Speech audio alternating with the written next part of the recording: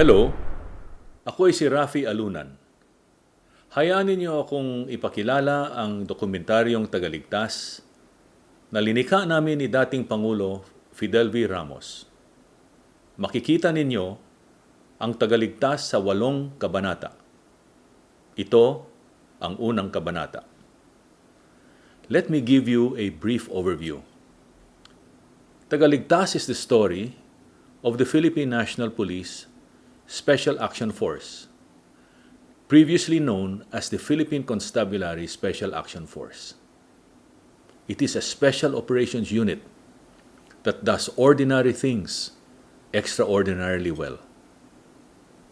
It is a multiple role unit imbued with anti-coup, anti-insurgency, anti-terror, anti-crime, and search rescue missions. Tagaligtas is narrated by those who served during SAF's various appointments with destiny. This documentary has tremendous educational and historical value about its origins, training, and missions that saved lives, the seat of government, and more importantly, freedom and democracy. Ang unang kabanata na mapapanood ninyo ay kung paano binuo ang Special Action Force. Malalaman ninyo sa pananaw ng mga lumikha, mga commanders at tagapayo kung ano gusto nilang marating at maging bukod tangi ang SAF at papanong pinili ang mga natatanging opisyal at tauhan para magampanan nila ang kanilang mga tungkulin. Patrol at night. I remember patrolling in Legazpi. I remember patrolling in the rice terraces in Banawi. Heli drop kami. Malayo sa Kabiasnan talaga. Malayo sa sentro. I entered their lair. I had nothing with me except one magazine of caliber 45.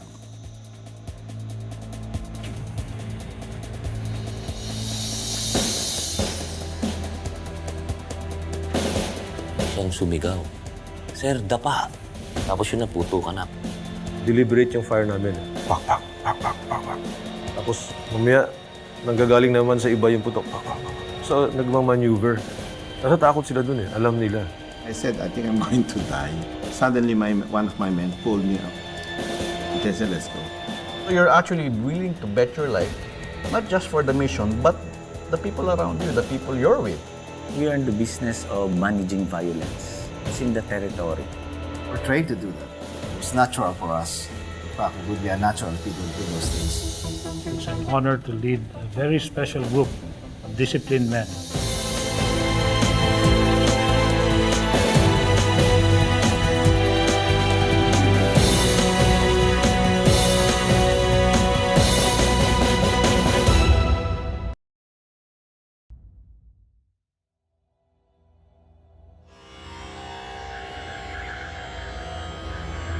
The early 1980s, a decade after martial law was declared, the streets were filled with unrest.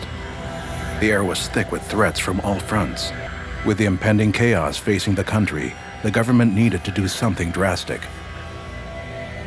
It was during these troubling times when the idea of creating a highly specialized strike force was formed.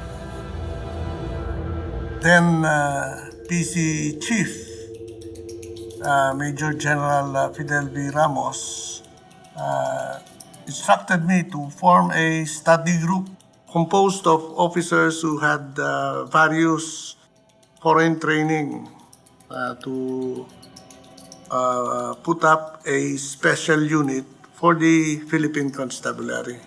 For President Ramos, the best way to quash insurgency was to win the hearts and minds of the people, a creed that goes back to his years as a young weapons platoon leader under National Defense Secretary and would-be Philippine President Ramon Magsaysay. Ang tinuturo ni Secretary Ramon Magsaysay sa amin, boys, use all-out force with the right hand and all-out friendship with the left, winning the hearts and the minds of the people. Yan po ang umpisa ng Special Action Force.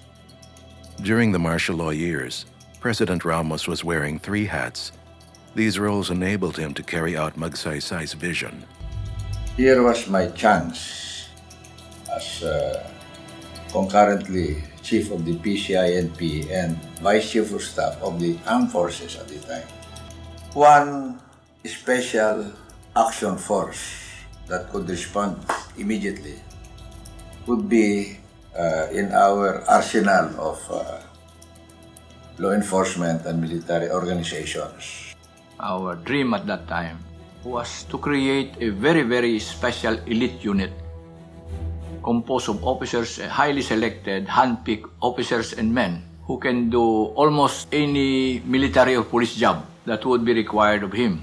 A very highly trained and a very highly specialized unit that can go anywhere in the country, strike at any enemy organization or any enemy force. The guidance of Jar Ramos and Jar De Villa was, we want a small team, a small group that can strike hard. We dare to go and look for the enemy. To form an elite unit of men highly proficient in combating insurgency and terrorism, a core group of select officers was immediately tasked to handle training and formation, headed by then PC Major Avelino Razon.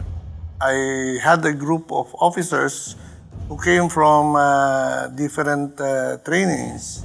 Among the elite young officers who made the cut were Rosendo Ferrer, who trained with the Special Forces at Fort Bragg, USA, Rodrigo Fernandez, a graduate of the U.S. Army Rangers School in Fort Benning, and Samuel Pagdilao and Villamor Bumanglag, who both underwent rigorous training in the British Royal Marine Commando Course.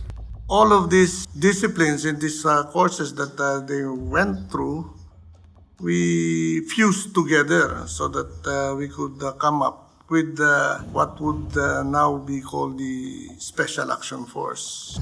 The whole idea is that the unit or part of it must be able to reach its target either by land, by water, or by air, or by parachute, if necessary. The unit, as we design it, is highly mobile, to be based in Camp Crame, but can be projected on short notice under the concept of rapid deployment to any part of the country in the Philippines. But physical training was not enough. Values formation was also on top of their priority list. So, nung martial law, pag naka-uniforme ka, ilang ang tao sa'yo? Takot. That's something we had to change. They had to change the way they behaved. They had to change their orientation. Iibahin nila yung definition nila kung ano yung trabaho nila. Devotion to duty, dedication to your assigned duties and the mission of your unit is of the utmost importance. Ikalawa, to do a good job according to the rule of law. Avoid any violation of human rights or civil rights or political rights, which is the right of all Filipino citizens. But at the same time, to be able to use just enough force to win the situation. Their one-word mission, to be Tagaligtas, protector of the people, defender of democracy. Thank you for watching Part 1 of Tagaligtas. Part 2 will focus on the rigorous training of a SAF trooper. Kung nagustuhan ninyo ang video na inyong nakita, sana i-share ninyo sa inyong mga social media communities. Ito si Rafi Alunan. May the Force be with you.